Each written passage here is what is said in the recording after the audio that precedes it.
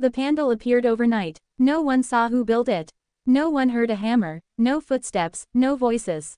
Yet by morning, it stood at the edge of the old fairground, tall red cloth, flickering yellow lights, and a strange silence around it.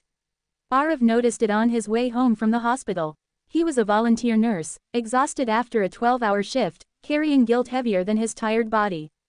That day, an old homeless man had died in the emergency ward. No family, no name, just a quiet death no one stayed to witness. As Arav walked past the fairground, a soft voice called out, "Help, please." The sound came from inside the pandal. Every instinct told him to walk away. The air felt cold, unnatural. The lights inside pulsed slowly, like a dying heartbeat. Yet Arav turned back. He always did. That was his curse, and his gift. He pushed the cloth aside and stepped in.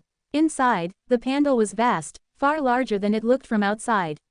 Rows of empty chairs faced a single wooden bed in the center. On it lay a young boy, pale and trembling, his eyes filled with fear. "Sir, I don't want to be alone," the boy whispered. Arav rushed to him, checking his pulse. It was faint, too faint. The air smelled of incense and something darker, metallic. "Where are your parents?" Arav asked. The boy pointed upward. The lights flickered violently. Suddenly, the chairs filled. People appeared, silent figures with hollow eyes, dressed in clothes from different times. Some wore hospital gowns. Some wore burial shrouds. All of them stared at Arav. A voice echoed through the pandal. "Every soul here died alone." Arav's chest tightened. He understood now. This was no fair tent.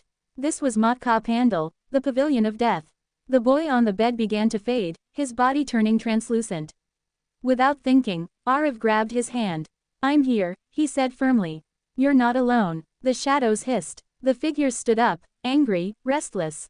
"No one stays," the voice thundered. "No one ever stays." Arav remembered the homeless man from the hospital. How he had died staring at the ceiling. How Arav had been too busy to hold his hand.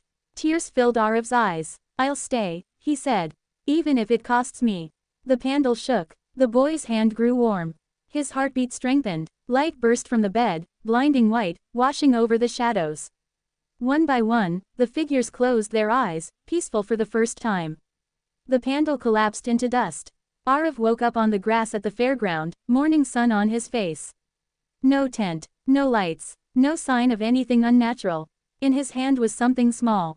A hospital wristband. It had the homeless man's name written on it. Arav stood up slowly and walked toward the hospital, his steps lighter than before, unaware that somewhere, souls who once died alone had finally been seen.